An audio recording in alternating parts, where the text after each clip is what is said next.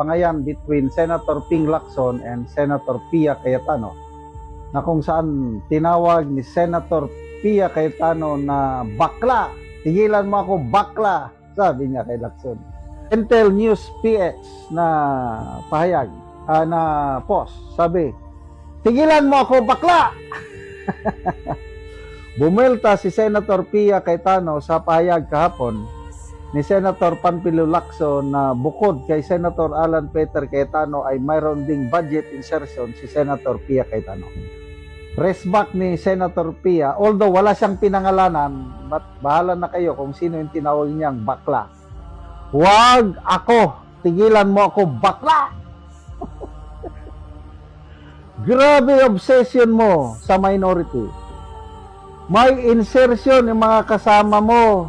Yan ang unahin mo para hindi kayo masyadong halata.